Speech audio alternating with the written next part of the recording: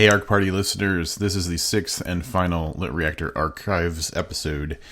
In this episode, I talked to Josh Czaplinski and Rob Hart about the 10th anniversary of the LitReactor website, and there are little call-ins from some of the longtime and more recent contributors to the website. It's a nice little retrospective, talking about where the website came from, what the goal of the website was, and what some of the successes were over the years. And so I thought it would be a nice little tribute to put this up while the website has just recently shut down. It was a great effort, and it did a lot of good in the world. And so this is my way of keeping the memory alive in a way and paying my own respects to what they did over the years. So without further, here is the 10th anniversary episode of the LitReactor podcast, Unprintable. Hey, welcome everybody listening. This is Unprintable, the LitReactor podcast. I am the host, Rob Olson, and joining me for this episode are some foundational people for LitReactor, Josh Czaplinski, Rob Hart. How's it going, guys?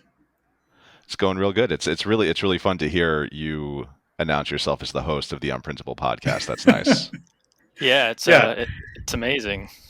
Kind of there's a weird history with all of it that I'm sure we're going to talk about, but it's weird. So the weird thing for me is hearing myself introduce myself as a host for not a different podcast. So yeah, because how long did you do booked? We ended on our 10th anniversary. Basically, we went about 3 weeks over our 10th anniversary, so we did it a solid decade, and then decided that was a good time to wrap it up. Do you have a number and how many episodes you did? 540 episodes. Yeah. Wow. How many Unprintable episodes did we do, Josh? Like 10? Yeah, 20 at the most. You did 28. Okay, well, better than I thought. And that was with one comeback. So this is like our second comeback. But I gotta say though, obviously, everyone in the writing community was super bummed when you guys said that, you were going to be closing out booked, because you've always been, such great champions for authors, because you weren't one of those podcasts that only did like the super popular stuff. You also went for like, the indie stuff and then sort of like the underground authors, and like really lifted a lot of people up. And then when you reached out to me and said, hey, I still got to scratch this podcast itch. What's the deal with Unprintable? I was like, oh man, this would be great. It'd be nice to have someone who can consistently do it instead of a couple of goons like me and Josh, like, half-assing it until we give up on it. Yeah, it was perfect because it's bringing on someone with pedigree to revive it. And, people, I would, not all the time, but, certain people would be like, hey, you guys should bring the podcast back. We really like that or whatever. And in my head, I'm like, yeah, it would be great to have a podcast again, but I don't want to be in charge of it. And then so when you expressed interest, I was like, jackpot, this is perfect. You guys are talking me up a lot. So I hope I do a decent job. But not to go too deep into a podcast that isn't this podcast, but like kind of the driving force between me behind ending that one was doing a discussion about newly released books is something that like it's hard to sell to people, because if they haven't read it, a lot of times they don't want to. So we had a formula that was great, but only for just the littlest amount of people. And I felt like we were stuck so much in a formula that there was so many other things that we couldn't do. When that decision was made, I was like, well, obviously I want to still do podcasting. I want to talk about books.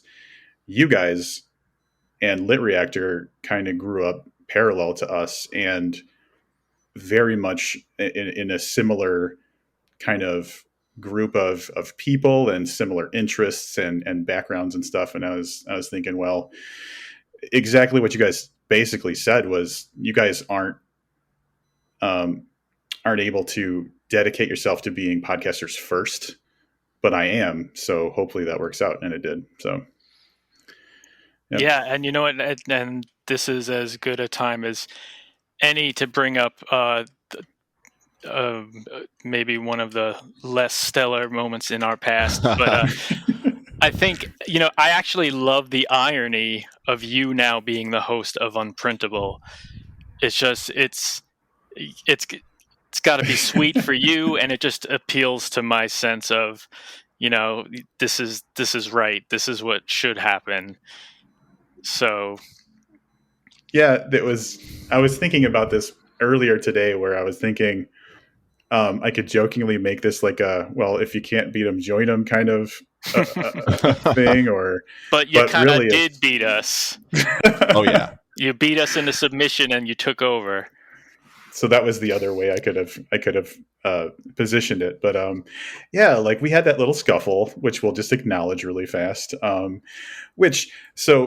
For anybody who's not familiar, in the early days of both of our kind of operations, the Booked and LitReactor, you guys put out a perfectly fine article with a list of 5 podcasts that this particular author enjoyed, and included Unprintable, and right at the top, no less. Yeah. And then so the thing that I'm sure someone brought it to our attention, or maybe I just saw the article and was like, oh, that's a thing. We did a reaction on one of our episodes, and I listened to it tonight before talking to you guys, and the overwhelming thought that I had listening to us talk about it is like, I wonder how often people didn't realize we were being super sarcastic. I mean, I'll admit, I probably didn't realize you were being super sarcastic at first. Well, okay, so just to be clear, and because you both kind of like looked into this thing before we sat down tonight, and I did not, and I barely remember it. Is it that we didn't include you guys on the list? Or did we say something shitty? I don't even remember. No, it was kind of that. Not actually. And now that I said I didn't find them, I didn't really think that they were being sarcastic. I don't think I even listened to it before we recorded our rebuttal. So, but I think just a couple people pointed out in the comments, they were like, oh, you forgot about this great podcast. There was Books and Booze going at that time, which, had a lot of people we were friends with, and a lot of people really liked that podcast. And someone was like, how could you forget Booked, and how could you forget Books and Booze? And then I think I kind of had a negative reaction to just the kind of, now on the internet, you forgot this, but what about this? It's such a ubiquitous thing, and it's considered such an annoyance. And me in my naive internet days back then, I just couldn't fathom that people would read this article and then be like, oh, but you didn't put this, and I just got very grumpy and annoyed. And listening back to my rebuttal in Unprintable earlier this evening, I just realized I just kind of came off sounding like a jerk. Like I didn't remember this, but I called you guys bitches, and I cringed so hard when I listened to it. It was really embarrassing. I mean, I'm not going to lie. I mean, it's not like that. That seems like standard operating procedure for you. I don't think you were being grumpy. I think you were being Josh Chaplinsky. Yeah, I mean, as far as how I handle things, especially where LitReactor is concerned and online in general, I think I've matured since those days. And, I probably wouldn't have had the same reaction now that I did then. I mean, I guess it had a happy ending because we squashed it real quick. And then Rob, you came on Printable or yep. And then did we go Unbooked? I don't remember. Did we do like a back and forth? It was a one-way street. No. Yeah, okay, gotcha. No, they were like, no, we can't have you. Yeah. We will not. We will not lower ourselves to that. You will not peddle your bullshit here. Yeah, so it was a fun little, but now, the way I think of it is, we were just I think everybody was taking themselves too seriously, and just not, like Josh was saying, super aware of how weird the internet is and can make you feel and act. Totally. Well, I think part of it is like, and this is something that I'm sure you guys experienced, and I know we experienced at LitReactor, is like, we're out there doing the work and like, trying to like, lift up authors who aren't necessarily getting a lot of mainstream attention, and it can be really frustrating because like I remember like when Writer's Digest, they put out a list of like the 100 best like literary websites, and we weren't on it.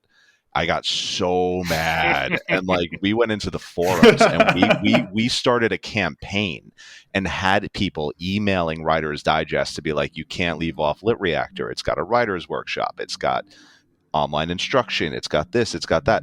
And the next year we did get listed. So sometimes it does pay to kick up a fuss. Well, I think it brought us all closer together, our little scuffle. Yeah, definitely. So I'll take that as a win.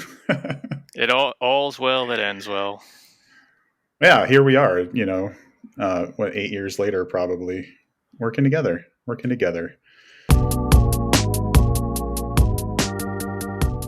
Hey there, this is two-time Amber Alert winner Brandon Teets. I've written a few books too. I just wanted to wish LitReactor a happy 10-year anniversary. I remember when the site first started up, everyone said, "You're never going to outlast Gawker." and boy, did we prove them wrong. Happy 10-year anniversary, guys. Cheers. So it's probably the decent time to kind of talk about what this podcast is going to look like going forward, I think, huh? Well, first of all, what especially was important to me was to have this yet another resurgence of Unprintable coinciding with LitReactor's 10-year anniversary, which is this October 1st, and that's probably when this will drop. So that's part of why we're here, is to celebrate that.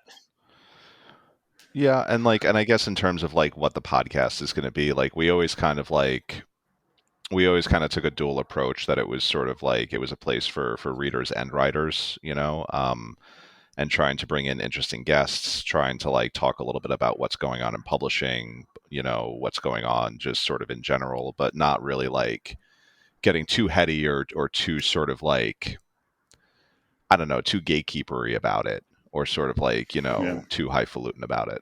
Yeah, we never really took ourselves that seriously. Or anyone else, for that matter.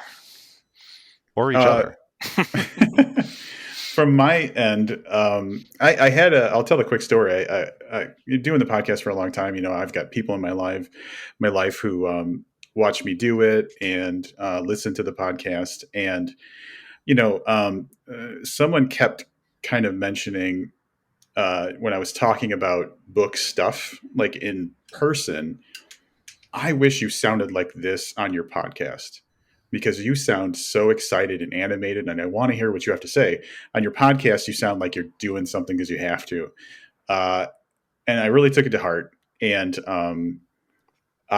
so my kind of selfish goal of doing this is to be able to have those conversations that I light up about. And for me, being absolutely 100% just a reader, not a writer, talking to the people who create and discovering, their passions and just kind of pulling out just really excellent conversation about, specific topics, or doing real high quality interviews where we get, I like to have that charged up feeling where I'm super passionate about stuff I'm talking about, and reviewing a book, I don't think scratched that itch for me. So that's kind of my selfish goal, is a lot more of that.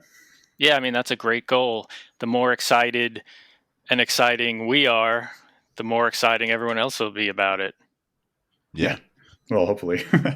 So, Josh, you brought up the 10th anniversary of LitReactor, and I think that a good amount of this conversation is going to end up being about that.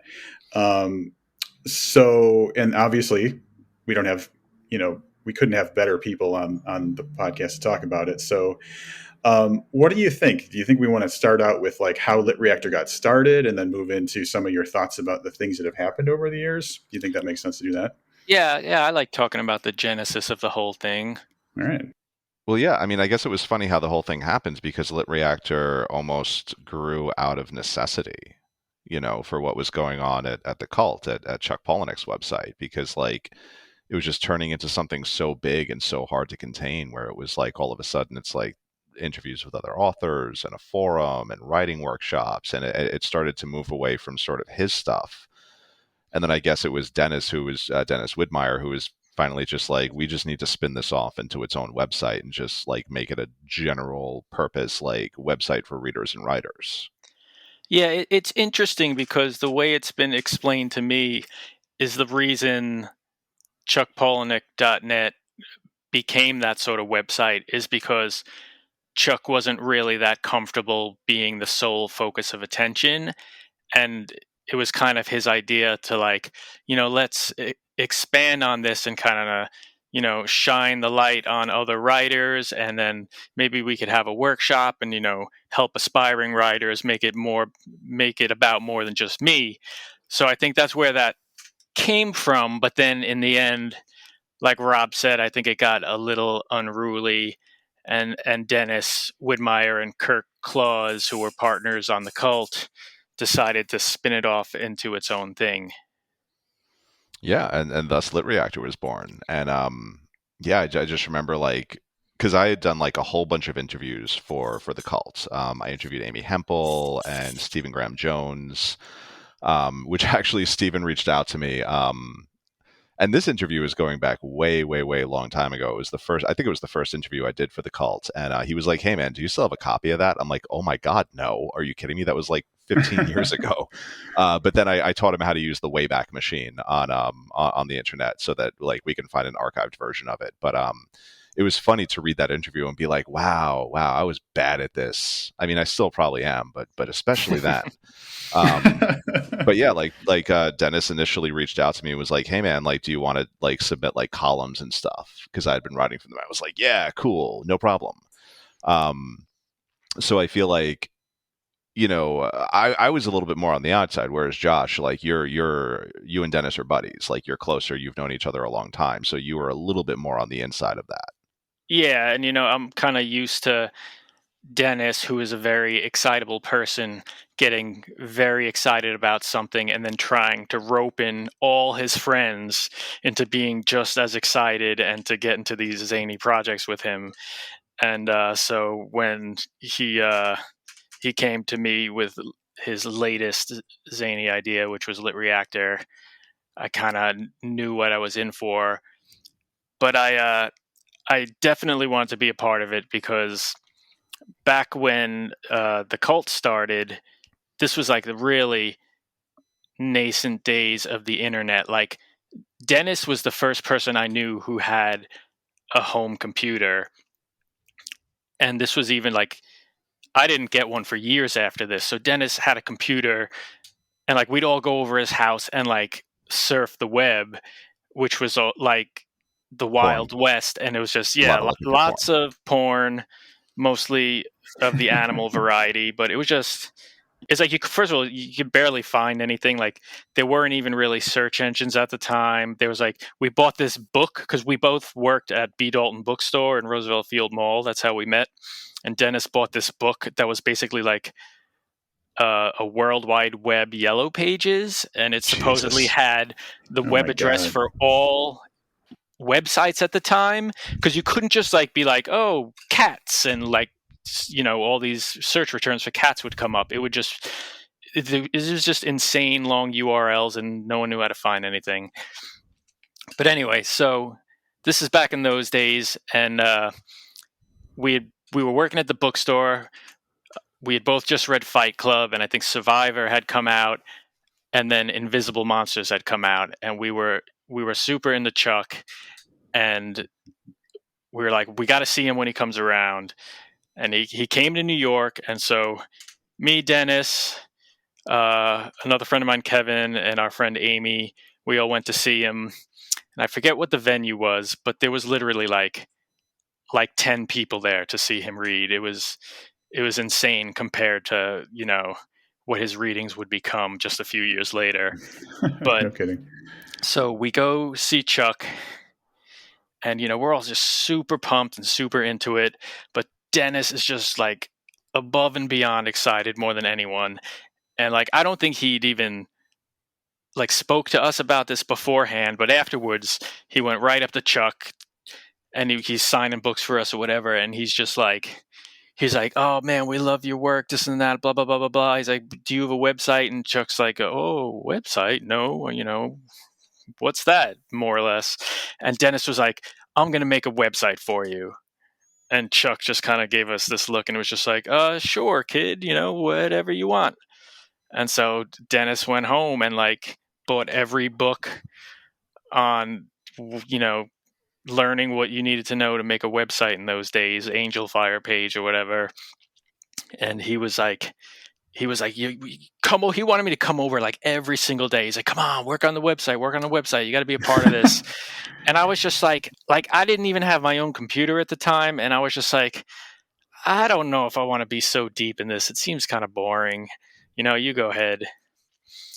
And then I don't know, the cult, to make a long story short, the cult became what it became. And I always sort of regretted a little bit, even though I was always involved and wrote and helped out. I always regretted not taking a bigger hand in it from the start. And so then when I got the opportunity to be the managing editor for LitReactor, I jumped at the chance because I didn't want to be left out of something else. Yeah, so you came in as the managing editor.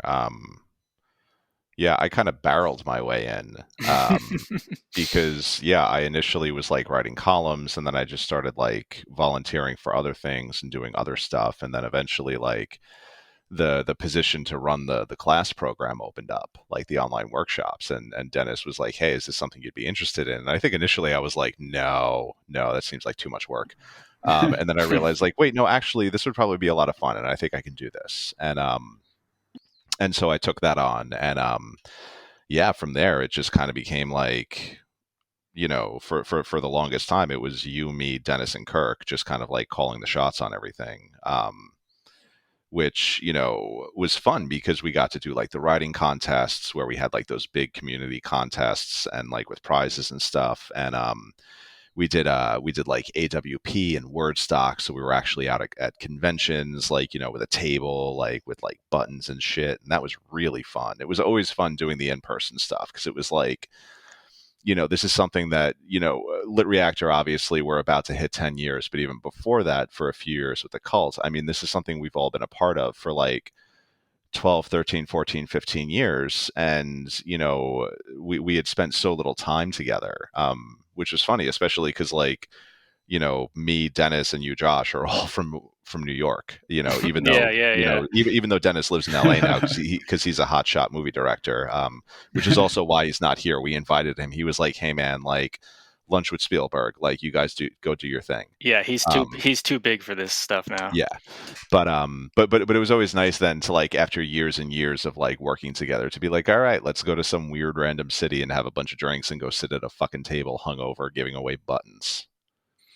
Yeah, it was really cool meeting a bunch of people from the site, like those first couple times. People who you kind of almost worked, corresponded with almost on a daily basis at certain points, certain people, and it was just cool to actually meet them to get that opportunity. So I have a question as kind of more of an outside observer on this, and definitely in the beginning, but kind of going through it. I always had the feeling that LitReactor didn't necessarily feel like, oh man, we got to get the word out about this thing because everybody knows about it. It's already well established. So was that something that, like you were saying, even before LitReactor, there was like the cult and like a community was kind of already built or building? Was a lot of like I guess, was LitReactor pretty well received from the very beginning? And B, was that due in part to the whole cult community knowing about it and being enthusiastic about it? Yeah, I think, I mean, it definitely wasn't like starting over from scratch because there was sort of a built-in audience, especially with, the workshop at the cult and all that stuff. A lot of those people just ported over to LitReactor. So that was definitely a consideration in the beginning. And, so it was we had a little bit of a boost in the beginning. You know, we weren't working from scratch, but I don't know what I'm saying here. Yes. Well, I think we really benefited from the fact that obviously we were kind of riding Chuck's coattails a little bit coming out of the cult. So we did have a bit of a built-in audience, and we also, we were kind of plugged in at that point to some like maybe not some like huge name authors. It's not like we were hanging out with Stephen King, but like guys like Will Chris Bear and Craig Clevenger and Stephen Graham Jones who had like their own fan following. So like. Yeah, I mean, it feels like we walked into LitReactor with a bit of an established base, and then kind of have grown it from there. And we haven't like blasted into the stratosphere or anything, but I would say we have a pretty loyal following, and we have we put out some good content, and I think like people recognize that, which is pretty cool. And I guess the biggest challenge, especially in the last couple of years, is that like me and Josh and Dennis, like this is a passion project for us. Like this is not something, none of us are getting rich on this. It's something that like, and I think we even like at one point had a conversation like, do we just pull the plug on this? And we just couldn't do it because we were like, we can't let down all these people who are fans of the site. We can't sort of remove ourselves as like a voice for like, less popular authors, because again, like you look at like a lot of mainstream stuff and it's like everyone's covering the same 10 books, and like whereas like we really I think have done well at digging into stuff that people wouldn't necessarily find on their own. And so it almost felt like kind of like a public service sometimes to the writing community. So it was like, yeah, it's been a fun but sometimes frustrating ride, but I'm just real glad we're still doing it. Yeah, I don't want to bring it down too much, but like Rob was saying, the point where we considered pulling the plug is when Dennis's partner and co-founder Kirk passed away, and he was the technical lead on the website, and that was, it was a big shock because he was so young, and the shock of losing someone who you're friends with. But he was also the technical lead behind the site, and the rest of us basically had no idea how to do anything, technically. So, losing Kirk, we were, there was a point where we were like, can we keep going? Like, do we have the knowledge to keep the site running, Yeah, which a little bit of inside baseball is the site was built in Drupal, which is apparently, it's part of the reason that like our classrooms are so customizable and like so easy to use. But like the problem with Drupal is that it's so custom that like we had like 2 or 3 Drupal experts come in and look at it and say like, look, we don't know what to touch without blowing up the entire site. Like unless the person who designed it can guide you through it, it's really kind of impossible to decipher. And the one saving grace we've had is that there was this dude Clayton who had helped Kirk build the site, who he didn't really do.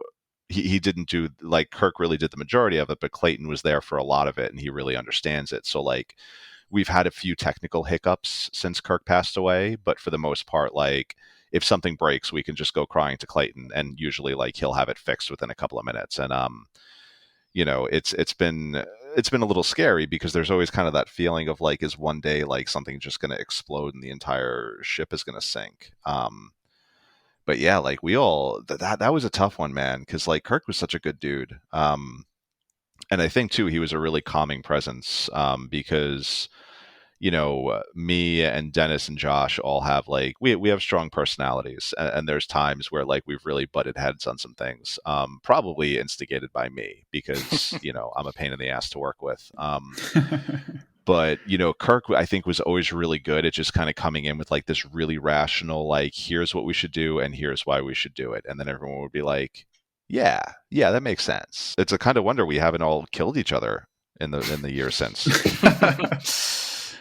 Yeah, he was a really level-headed dude, and he kind of knew the right thing to say to calm the rest of us down and put things in perspective. Yeah, I didn't know him too terribly much, obviously not working with LitReactor, but having hung out a couple of times, and just knowing that the guy seemed like he was just the nicest dude, right? Oh, totally. He was just a lot of fun to be around. Super nice. Yeah. When he passed, I was like, oh God, how are these guys doing? I was like super worried about you guys because I knew it was probably a really tough thing to handle. It was really like because he was in his late 30s. He was a young guy, and I'd actually seen him like a few months prior. I had gone out to Chicago for something, and him and his girlfriend came out and met me and took me out for pizza. And I just remember like, God, yeah, just getting the news that morning. I forget who told me. I think it was Kirk's girlfriend who reached out. Um, Yeah, I don't even remember now because I just remember like going into like a fugue state and we all kind of touched base and then like I Yeah. just left work and I went to my friend's bar and I just got like hopelessly drunk because I was like, there's not much else I can do right now. Yeah, it was rough. I just remember one of the first things I thought was, why couldn't it have been Rob? I think you actually said that when we all finally talked, No. and I was like, you know what? Why couldn't it have been me? Yeah, I'm just kidding. I know.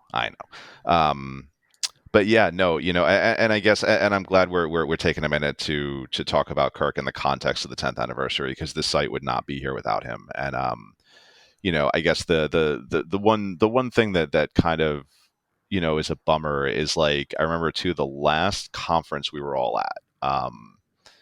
I think it was AWP. I forget which city it was in. I think it was LA. That's the only one I ever went to. Yeah, that might have been the LA one. And I remember like the two of us were sharing a room, and I remember he pulled up on his phone.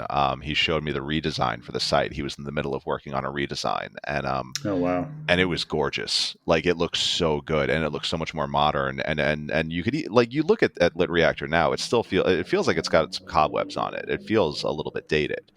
And that's because it hasn't been updated in so long. And it's a bummer that like we never got to see that kind of come to fruition. Because he was so proud of it too, and he was just so excited for it. And I remember just like we're both sitting on like the bed in the hotel room, and he's like going through his phone and swiping through it, and it was just fantastic. I mean, the dude was massively talented. Yeah.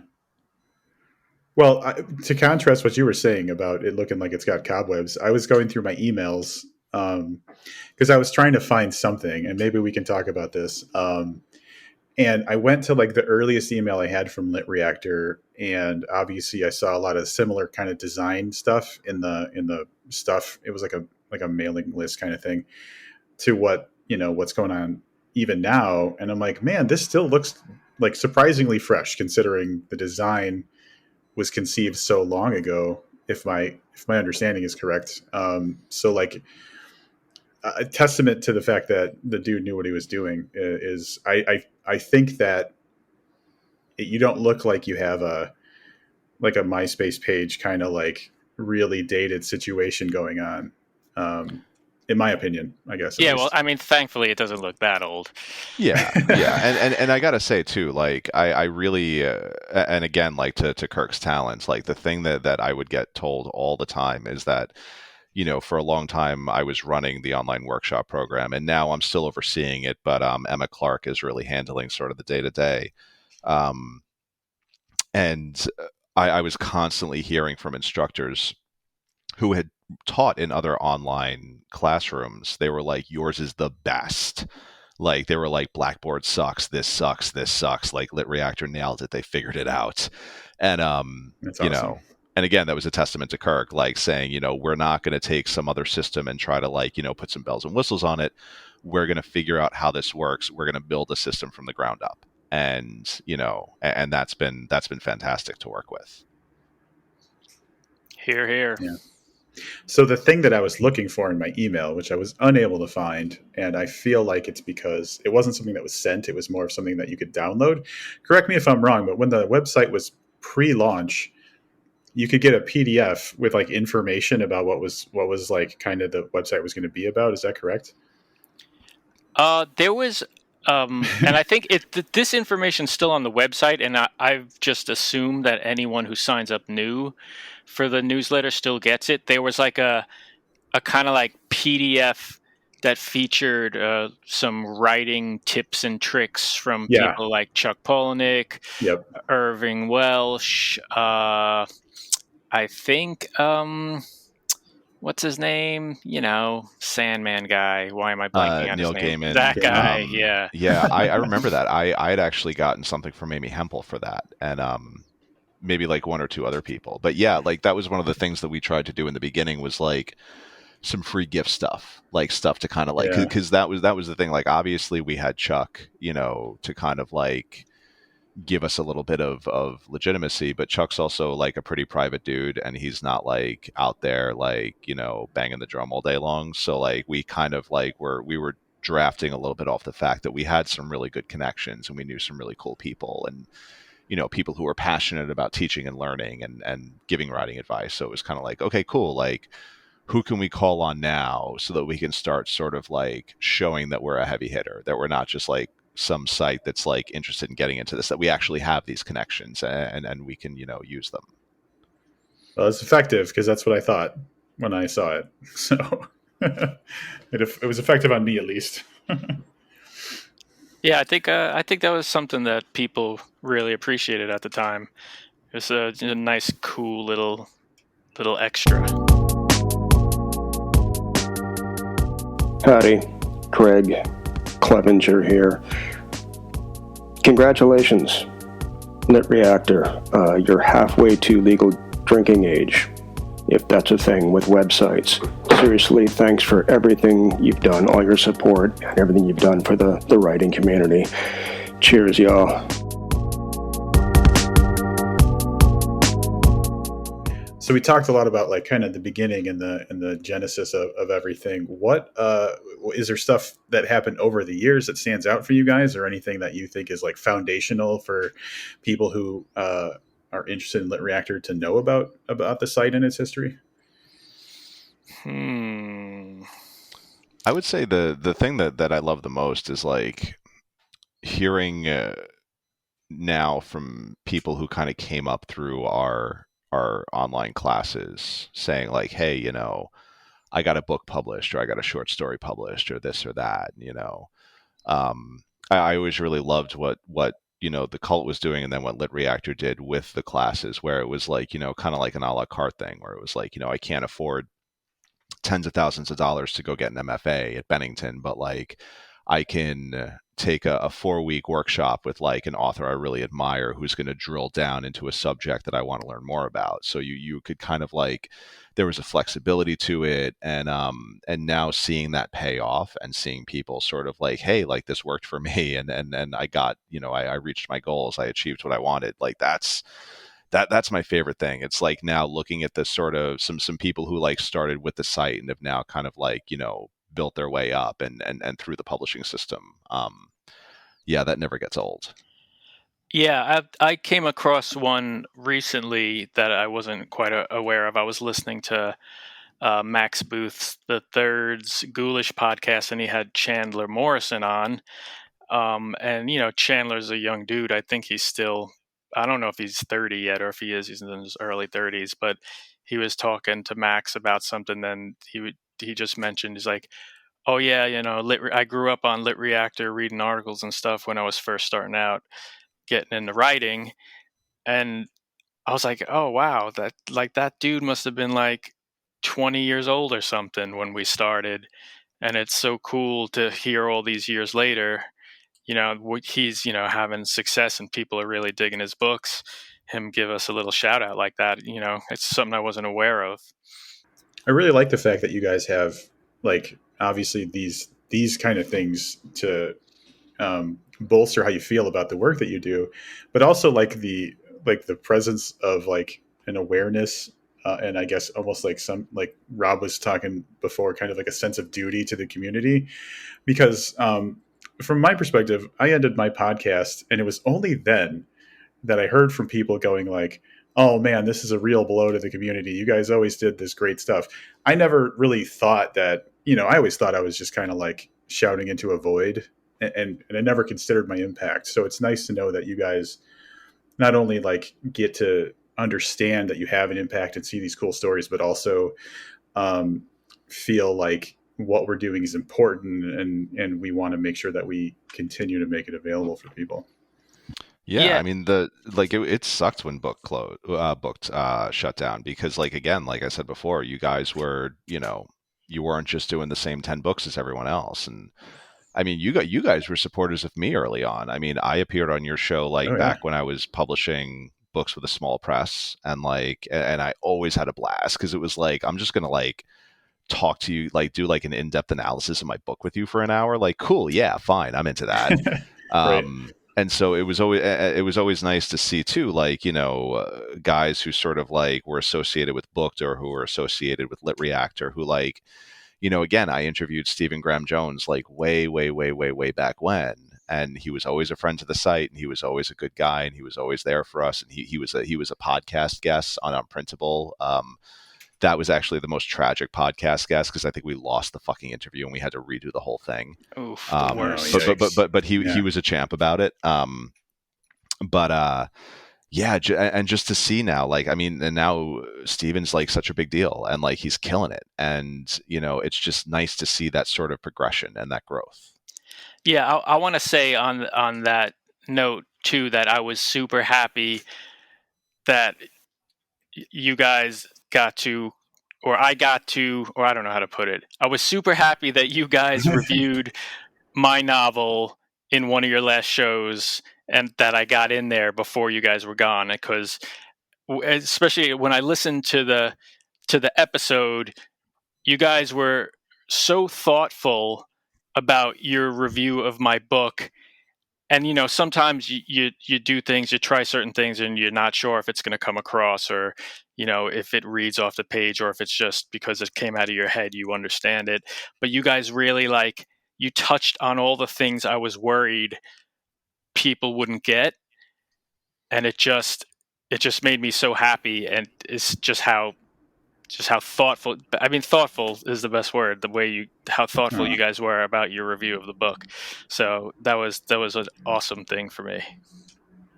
It's a fucking really good book, man. So I'm glad we got to do it. And also, I want to say that you guys, I forget. I think which one of you made me laugh so hard when you were it was me. I know what it you're was talking about Rush. when you were first he one of the characters mentions Rush, and then he mentions science poetry. You're is that even a thing? You're oh, I think this just went down half a star in my estimation for just that. That was Livius, actually. I'm sorry. That was definitely Livius. Oh, but, that was hysterical. He hates poetry. Well, listen, just because the character in the book likes science poetry, it doesn't mean the author likes science poetry. You have to separate the art from the artist. That's real wisdom. But I do like Rush, so sorry. I don't think there's anything wrong with Rush. Why would anyone dislike Rush? I don't understand. You'll have to ask Livius. Okay. Yeah, without going too much into him, his favorite artists are Hall & Oates and Rick Springfield. So do with that what you will. I mean, I can't fault him for those. So, yeah. One other thing I want to say real quick is that Rob Olson, you were just talking about how it wasn't until after you finished Booked that some people were oh, we loved this podcast, it was important to us. So let that be a lesson to all you listeners out there, is that support people while you can, and if you like it, give them that positive feedback, because it really it makes a huge difference. Yeah, that's a huge. I fully agree with that, and I think that's kind of what I was doing in a way when I was on that podcast, was talking about the things that I was excited about. But I've discovered through doing the podcast, and hopefully this new experience, this thing that we're doing together for LitReactor, will just be a lot of that. There's so much value in conversation and talking about a thing, and it helps you understand stuff better yourself. That's what I'm super jazzed about. So, but yeah, we, especially with podcasts, I feel like you don't have often any way of knowing if it matters to anybody. So, yeah, feel free to, even if it's like to tell me I said something wrong, I said something horrible. I want to hear, like, so I can make this as good as possible with all of you. Oh man, can we do like a Dear Prudence thing? Maybe like we can have people write in letters and we can answer them on the air. That would be really fun. Sure, totally. Live call-ins. Can we Yeah. only if it's Josh, how he was when we criticized that article back in the day. I want that energy. That could be arranged real easy.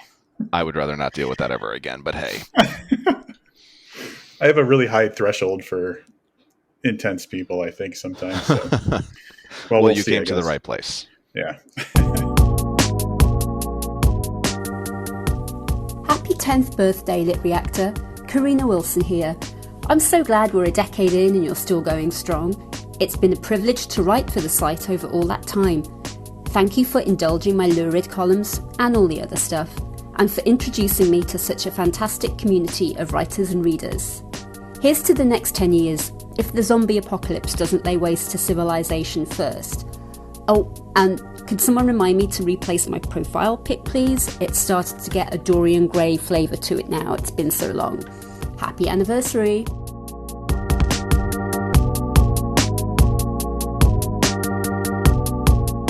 All right, here's the topic, and I'm not sure if this is going to go somewhere, but we talked a little bit about how LitReactor started, what you're proud of that it does. But LitReactor is a part of a bigger community, being like, well, I guess the publishing industry or writers in general. So, like, you've been doing this for 10 years. We talked about like Stephen Graham Jones finally being where he belongs. Like the recognition that he deserved the whole time. There's been crazy stuff that's happened to, our individual authors that we know, but also I think the industry in general. So, and I know this is kind of you didn't have the time to prepare for this, but like, is there anything that happened in general regarding books that like really stands out while LitReactor was a thing? I mean, it did launch the career of one Rob W. Hart. That is true. I would be nowhere without LitReactor. And don't you forget it. Yeah. Yeah, I don't know. I feel like, because I've always been sort of, and I guess like between LitReactor and then I worked in publishing for a little while, and I've always like, been trying to write stuff. So I don't know, publishing just sort of exists on kind of a continuum for me. I guess for me personally, I kind of learned a lesson through LitReactor because like I would write news articles, because in the beginning we were just trying to push content. So like we would have like 2 columns a day, and then we would try to have like 3 like quote unquote news pieces. Oh yeah. And sometimes like it was just dumb, that we were even doing that, because like I would just get like uppity about something. And, I'm actually like, I have a journalism degree. I worked at a newspaper. I was a political reporter. Like I did it seriously. And then I was in an environment where I can take it less seriously and I can use curse words. So, I look back at some of the news stuff that I wrote like way back in the day, and I kind of cringe a little bit. I'm like, God, I didn't need to be doing this. And so I guess the lesson I took out of it is I don't always need to have an opinion on everything. Nor do I always know what I'm talking about. I feel like LitReactor was a good sort of like, in terms of like my own personal growth, it was very useful. Well, you mentioned Stephen Graham Jones as someone who, and we can't take responsibility for his popularity, and that kind of grew out of The Velvet 2, which was Stephen Graham Jones, Will Christopher Bear, and Craig Clevenger's kind of shared website. But another person who, I reviewed a couple of his books back at the Cult, and he's been just grinding it out for so long, and only recently his careers really took off. Is it Jeremy Robert Johnson? No, but him though. He's good things are coming for him finally, which he deserves. And Paul Tremblay, that's who I'm talking about. Paul, oh yeah, Paul. Dude, oh man, if you guys had mentioned Paul, I was going to mention Paul. So yeah, I'm excited to hear what you have to say. Just that, like I remember reviewing his a couple of his noir books back at the Cult, And then he had written a couple books for, I think, was it Chizine? Maybe He was on Yeah. Cheesine. He did Cheesine. He did Swallowing Is a that how Donkey's it's Eye. pronounced? Cheesine. Cheesine, yeah. Well, it was pronounced, yeah. And so, and he was kind of like jumping around different genres and stuff. And then he wrote Head Full of Ghosts and exploded, and good for him. So that's a great one, of someone whose career I've been following as a fan, and to see them finally get the recognition they deserve. Yeah, Paul for me is always the one where we talked to him the first time when he had that Swallowing a Donkey's Eye book come out on Cheesine. And I was like, this dude's so nice. And he's obviously talented, from reading his stuff. So to see him where he is now is just like, man, I love that I've been in this thing long enough where now I can see the people who are putting in the work, who have a lot of talent, kind of. And Rob, you're even an example of that. So that is definitely cool to see. I'm trying to think of something clever to say. I got nothing. So thank you. Yeah, no, I mean, look, I will say, like, LitReactor was it certainly was like a big part of like helping my career, because it got me like working with all these other authors and like doing the class stuff. So I was even like, when I wasn't taking the classes myself, I was learning stuff through osmosis, and it's like, it's funny the way all this stuff just kind of dovetails now. And it's again, it's nice to now be sitting here like 10 years later and being like, yeah, okay, like we haven't completely driven this thing into the ground. We haven't gotten ourselves in too much trouble. Like, we've done okay. And I think that like some of the longevity of contributors too kind of speaks to like probably that you're doing something good, because you've got people that are still working, doing stuff on the site that have been doing stuff since probably the beginning, right? Like, yes, that's a good point. Let's talk about some of the contributors. Yeah, it's funny we have such longevity with the contributors, because it's certainly not for the money. Oh, see, now I'm gonna. Anything with names involved is gonna be terrible. But like someone like, obviously, like Richard Thomas has been with us from the beginning. Taylor Houston, who she also is an instructor for us. She's been writing for us since the beginning. Rob, obviously. Yeah, there was Brandon Teets. Brandon was there. You know what? I got the site open. I'm just going to go back to the first page, very first page, and see what we published the very first week.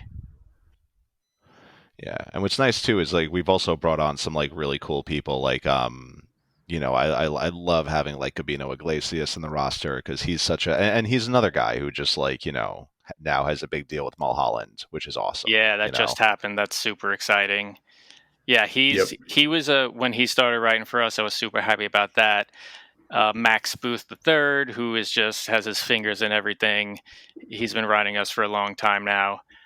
Way back in the beginning, we also had Meredith Borders, and she still writes for us from time to time. She went on. Now she's at like Fangoria, right?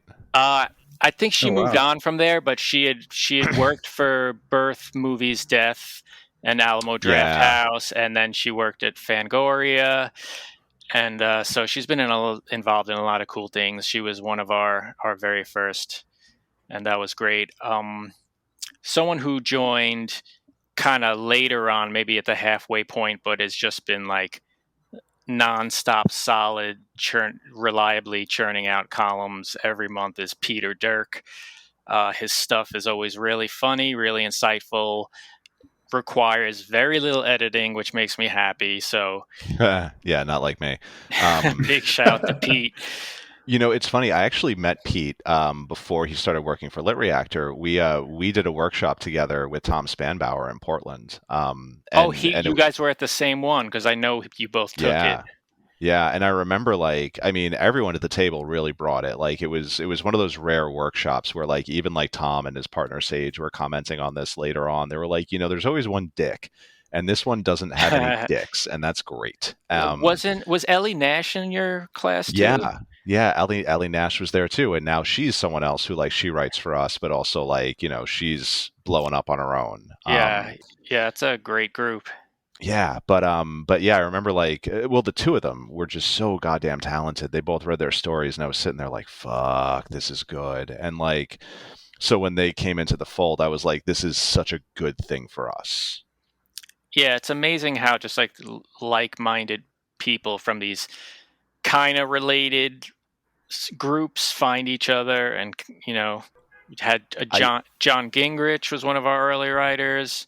Yeah, and I did see Jack Ketchum in there, which was kind of a bummer. Yeah, he was one of our instructors. God, and he was such a nice guy. He was so nice. Didn't understand computers. I spent like an hour outside a bar in Albany once, like drunkenly trying to walk him through something on the phone. It was really fun. He gave us, when I was doing, booked, he gave us the nicest no like we've ever had. We reached out to him because we wanted to have him on an episode to talk about something. And he was like, hey, I really appreciate you thinking about me and everything. It's just not my thing, but good luck. And it was just like so nice. And I was like, I can't even be mad at the dude. He was straight up and he was super nice about it. And I'll take it. He's like my favorite not guest, I guess. Famous almost. Hey, this is Pete. I just wanted to say happy birthday to LitReactor.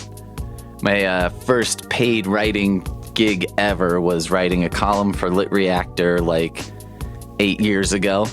And it was an article about reading books on the toilet. So, really set the tone. My only regret is that since then I haven't been able to achieve the same level of class in my future work. Happy birthday.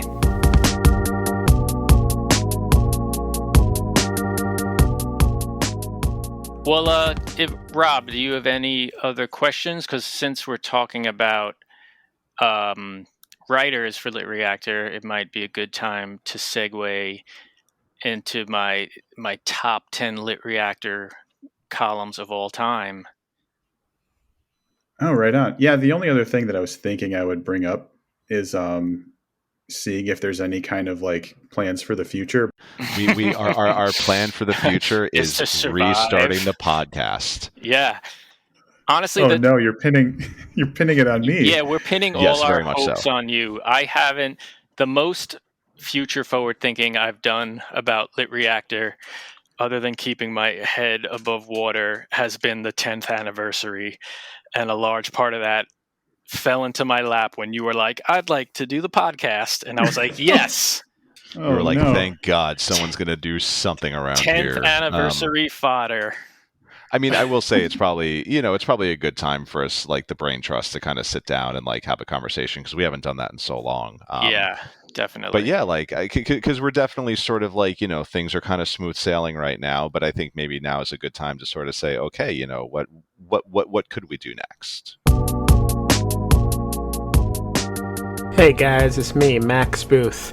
I've been writing for LitReactor for about 7 years now. I joined the website a few months shy, maybe even just 1 month shy of everybody on the website's staff receiving a signed limited edition of Chuck Palahniuk's Fight Club. And I've always been told by the managing editor, Joshua Chablinsky, that I would also receive a copy of this despite me joining the website a month too late. And every time I ask him about it, he says, oh yeah, it's on the way. But it's been 7 years now, and I haven't seen my signed limited edition of Fight Club just yet. And I'm waiting on it. So I don't know if this can be folded to customer support. I would like a copy of it. Good job, LitReactor. Way to go! Yeah, so Josh, you have a list of the top. So this is funny considering how we got together was an article. Oh yes, but this five is podcasts that are. This list is unimpeachable because it only refers specifically to LitReactor columns, and so this is kind of something I started tracking right from the very beginning of LitReactor. I used to write a column called LitReacapper, wherein I would kind of like round up the news items for the week and talk about,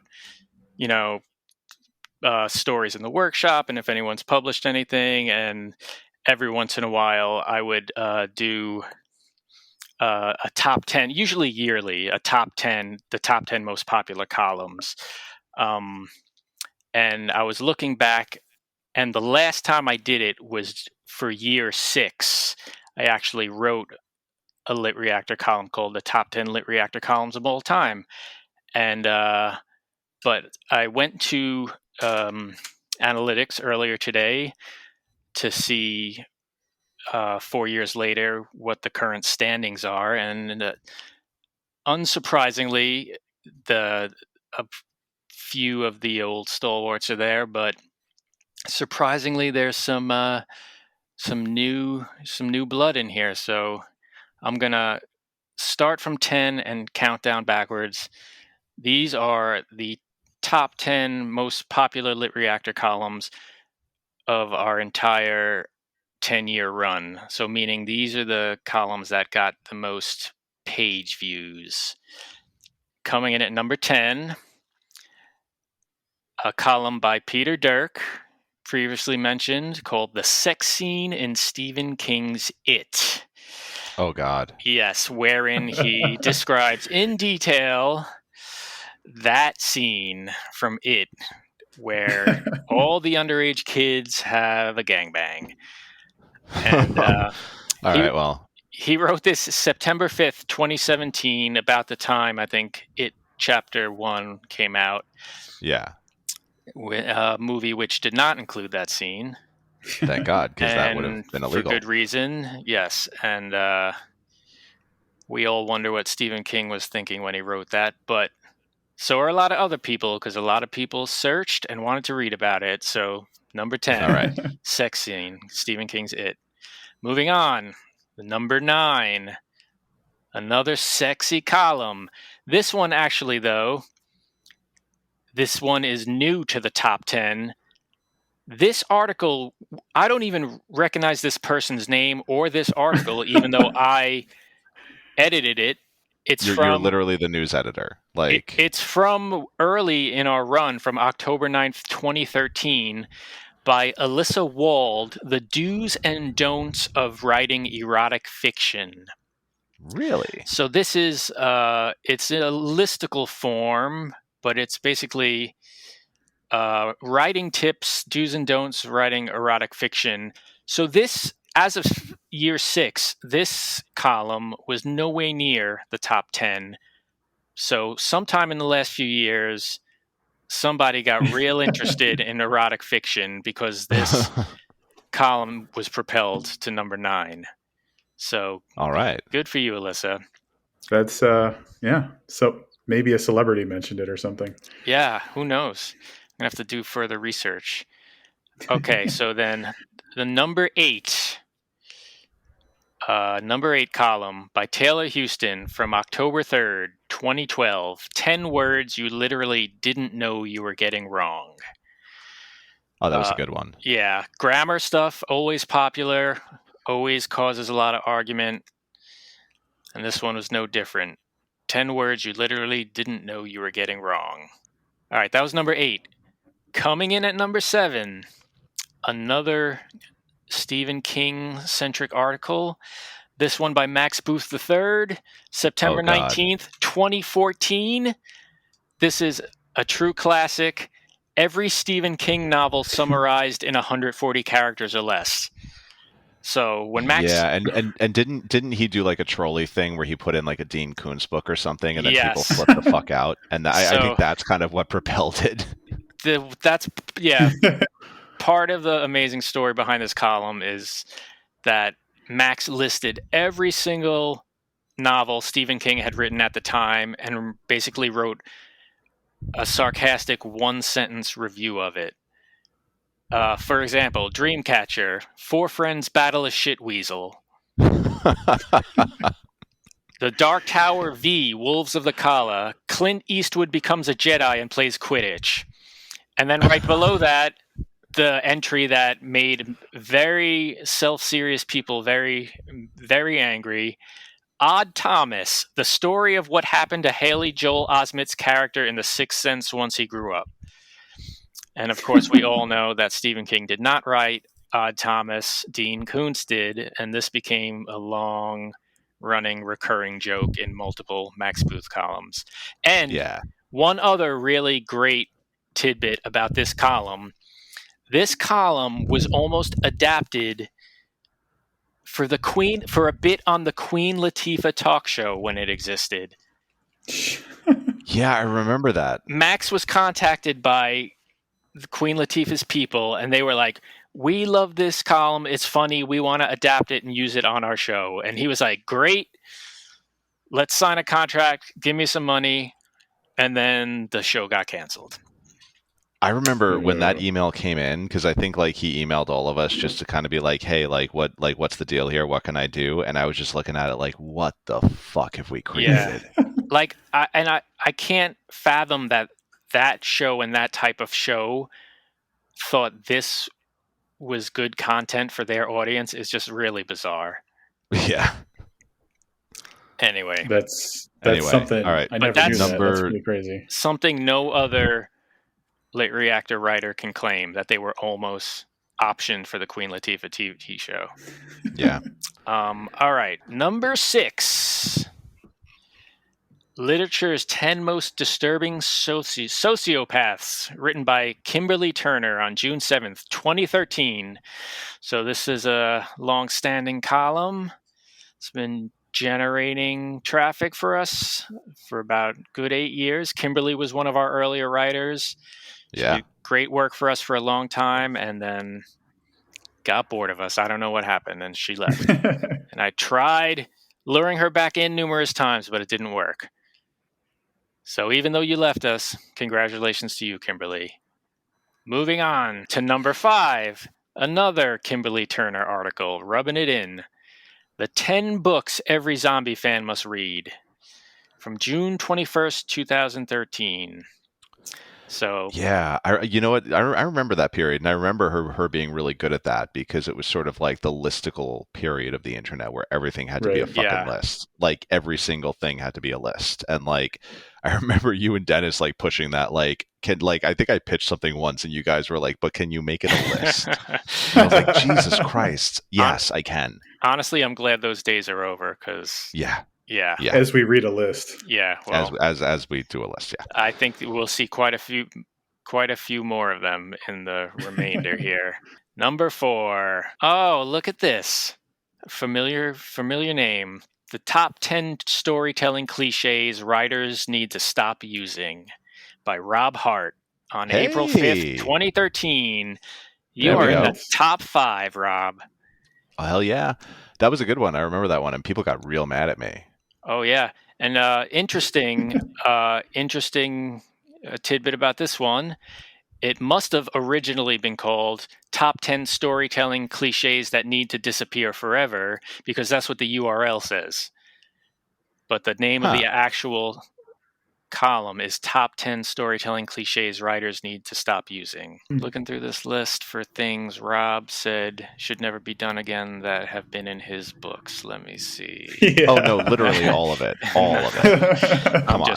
I'm just kidding. Oh, that was 4. All right, here we go. Top 3. Number 3. And these top 3 have not changed since year 6. So these are like the heavy hitters that keep bringing in traffic. Number 3, another grammar article by Taylor Houston, the very helpfully titled Talk It Out, How to Punctuate Dialogue in Your Prose. Such a weird, specific thing. Yeah. Yet people must have questions about it. Yep. Or feelings about it. Yeah, because the 3rd most popular LitReactor column in a decade, How to Punctuate Dialogue in Your Prose. Pretty amazing. All right, moving on to number 2. This is a very bold statement here made by one Richard Thomas. Top 10 best short stories ever. This was written in 2012 by Richard, where he lists the top 10 best short stories ever. I write here, how can you quantify the 10 best short stories ever? Guess what? You can't, but that didn't stop Richard. He quantifies like nobody's business. I feel like that got some like cross pickup from BuzzFeed or something. It like must that. have, yeah, because it included such popular stories as The Very Slow Link That Wouldn't Load, Where Are You Going, Where Have You Been by Joyce Carol Oates, Harrison Bergeron by Kurt Vonnegut.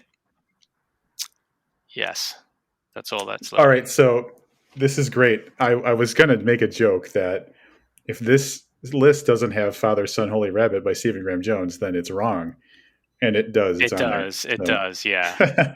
I actually was just about to say I haven't read anything on this list, which is kind of funny. But then I got to The Things They Carried by Tim O'Brien, and okay, yeah, I have read that one. Anyway. Yes. Not a bad list. Good for you. Good job, Richard. All right. And drum roll, please. The number one most popular LitReactor column of all time by a huge margin. To put it in perspective, the number 2 column has about 500,000 views overall. 500,000. The number 1 column, has 3.5 million. This is 20 common grammar mistakes that almost everybody makes by John Gingrich. Oh, yeah, I remember that one. Yeah, that was a fucking lunatic thing. Like that went viral. Yeah, like that really went crazy. Okay. And it was popular, but not for good reasons either.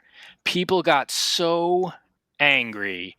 Like it has the most comments of any LitReactor column ever, like 350 comments, which for us was insane. John told me once he had to take his email off the site because he literally got death threats over this column, over grammar. And it was, I remember it's just such a good column too, because it's really one of those sort of like, you can see why it went viral because it was well written, but it also like, it got into like, it's some really obvious, like what's the difference between fewer and less? What's the difference between farther and further? Like the kind of stuff that's like really easy to mix that out. Yeah. And I remember at one point this article was doing such great business that we actually put like another link at the bottom of it to our online workshops, just hoping that more people would click on them. Yeah. But yeah, man, that was a fun time. That really went nuts. Yeah, if you go check out that column, read the comments, see how irate people get, and just know in your heart that people were willing to murder over grammar disagreements, as they should be. So now, looking inward, one of the things when I was preparing to start this podcast was I reached out to like a ton of contributors and said, "Hey, do you have any ideas for stuff?" And I got several. At least a couple people came back about doing grammar and stuff. And now I think I'm going to kind of float those ideas kind of higher to the top of the list if it's getting so much attention for you guys. I mean, yeah, people seem to take grammar really seriously. And if you could coax John Gingrich out of his cave that this column sent him into to hide from the public, yeah, seriously, he might be a good one to just discuss his experience. If you have him and Taylor together, forget it. That is like unstoppable, like grammar prowess right there. Yeah. All right. Well, that's definitely going to happen then. That's a great list. It's I was really wondering like who is going to end up in the top spot. Now that we're here, I'm like, right. I remember how crazy this got. Yeah. No one's ever knocking that bad boy out of there. Yeah. Wow. And there you have it. That is a decade's worth of the best LitReactor has to offer. So happy anniversary to LitReactor. And we did it. We did it. And to all the writers who contributed to our success. Hello, this is Richard Thomas, and I wanted to talk about my time at LitReactor. I can't believe it's been 10 years. I guess what I wanted to say is that I think LitReactor is a great community, and I don't think I would be the writer I am today if I didn't have the support of Chuck and Dennis and everyone at the Cult and LitReactor for my columns, for my classes, for my work in general. So, it's been an exciting 10 years. Hope we have at least 10 more, if not more. And, if you're looking to grow, whoever you are listening to this recording right now, wherever you are in your journey, there's a class for you at LitReactor. And, my goal and the biggest pleasure I get with working with writers, whether they're new or experienced, is to help the writers grow, to have epiphanies, to see what they need to do, to give them the tools and skills to develop and evolve, and then to be able to look at their work, to figure out what's wrong with it, and then have the skills and tools to fix it. To learn to apply critical analysis to their work, and to be fulfilled with their writing, much like I am fulfilled with my writing. It's one of the most satisfying things I've ever done. So I hope you'll stick around, take more classes at LitReactor, take one of mine, read the columns. I hope it's helpful for you, that it guides you and gives you insight and epiphanies, and that your time at LitReactor is something that helps you to become a better writer and a better person. Thank you, LitReactor, for 10 years, and here's 10 more. Thanks.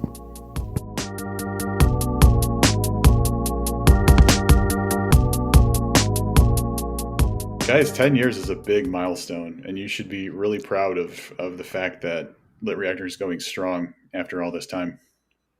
Yes, thank you. It does give me not a little bit of pride. It feels good. Again, and I mentioned this earlier, this really is a passion project at this point. This isn't something that any of us can make into a full-time job, but it's rewarding and it's fun. And it's we kind of we get to do something good. We get to talk about books, which we enjoy doing anyway. And we get to be ourselves in the process, which is you can't ask for anything better than that. Yeah, I've literally been working on LitReactor almost every single day for 10 years. I do at least something LitReactor related almost every day. And you know what? I haven't gotten sick of it enough to be like, fuck this, I'm done. Yeah. So now, here's a real serious question for you, Josh. I've seen Rob's LitReactor tattoo, but I don't know where on your body is your LitReactor tattoo. Wouldn't you like to know? I actually have 0 tattoos, and at my age, I don't think I'm going to start. But if I did, I do know what my LitReactor tattoo would be. It would be. Oh, you have to tell us, yeah. The Photoshop I did of Rob Hart dressed up as a can of Spam that I used for the header of one of his columns. Yeah, I was wondering if that would come up. Can we do a greatest hits of all the fucking Photoshopped pictures you've made of me? Yes, that would be amazing. I would love to, because nothing gives me more pleasure than Photoshopping Rob. Yeah, no, you. That's not even an exaggeration. It's a sad reality. I guess and maybe this is a fun place to end on, but if you go to our about page, you can see actually someone got our logo tattooed on their arm. What was that dude's name? Dakota, and that was very early days. Oh yeah, yeah, and and then he just kind of disappeared. I don't know what happened to him. So I guess he just got our site tattooed on his arm and doesn't even associate with us anymore. We need to touch base with him and be like, do you still have it? Do you regret it? Have you covered it up? Because he was really young and that was such early days. And I saw that and I was like, this is insane. It's too much responsibility for me. Yeah, you got a little wigged out by it. You were really uncomfortable. Yeah. Me and Dennis were like, this is so cool. And you were like, guys, this is not okay. This is not okay that someone is doing this. Yeah, it was a little weird for me. That's you know what? That's a good idea. Let's see if we can follow up with this guy for an interview. 10-year anniversary of I cannot believe you tattooed our logo so huge on your arm. Yeah, where is he now? Yeah. If anybody listening has a lead on Dakota Taylor, I think his name was, right? Yes. Yeah. Let let us know. I have a booked podcast tattoo. So I am that dedicated, and I also, my license plates say booked. So Nice. I'm outdated because I'm not doing that anymore. Vanity But, plates. I always think that, yeah, I went that far. But I think that like tattoos can be not necessarily, they can just be representative of the thing at the time. So like the fact that I have the word booked tattooed on me, I'm not worried about the fact that I'm not doing it anymore. But, yeah, I mean, I also think you did that for 10 years. It was a big part of your life. That's not a small commitment, you know? Yeah. I don't know if Dakota got it. I know he got yours. I don't know if he got mine. We'll find out when we well, catch you up know, with him. in your contract now, it's mandatory that you get a LitReactor tattoo. All right, well, negotiate we that went one. over that, right? Yeah. Then Rob is going to be the one to give it to you.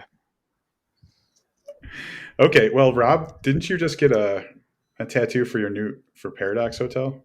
Yeah. You know, I couldn't resist. pretty The cover baller. art was so cool, and I showed it to my regular tattoo artist, and she was like, "Oh, I can work with this." So, I was also kind of itching because, like, after a year and a half of pandemic, I'm like, I need someone to stab something into my skin. That's the natural reaction, I think, for all of us. Yeah, need someone to stab me in the eyes. Well, on the stabbing in the eyes, I think, is as good a time as any to wrap it up, huh? Yeah, definitely. Hey, congratulations on this big milestone, and thanks for letting me be a part of kicking off, I guess, the second decade. Is that how we're doing that? Or that's what we're aiming for. We'll see what happens. Right. Jesus Christ, the second decade. All right, and that is going to wrap it up for my LitReactor Archive series of 6 episodes, winding it down with the 10th anniversary episode, as LitReactor has gone dark a few days ago. Big thanks to Rob and Josh and all the contributors who were a part of LitReactor over the years. You've all gone on to build your own careers. You've all gone on to enhance the community in one way or another. And your contribution is just appreciated. So thank you. As far as Arc Party goes, very soon, within a day or so, I'll be posting my first ever 2024 horror preview episode where me, Becky Spratford, and Emily Hughes look at what books we're excited about for January through June of 2024 in the horror genre. So keep an eye out for that. It's very comprehensive, it's very interesting, and I'm very excited for you to get to it. Thank you for listening. Thank you for your support. Also, podcasts live on feedback. So if you want to go to Apple Podcasts or whatever podcast app that you use and rate me and leave a rating, that would be greatly appreciated. Subscribing is also very helpful. Again, I have a bookshop.org affiliate page, so definitely buy your books through that. That'll help support me, and pre-orders are crucial to the success of new books for authors. So that's it. I hope that we all have a wonderful 2024, that it's all about growth and success and happiness, and I'm looking forward to it. So once again, thank you.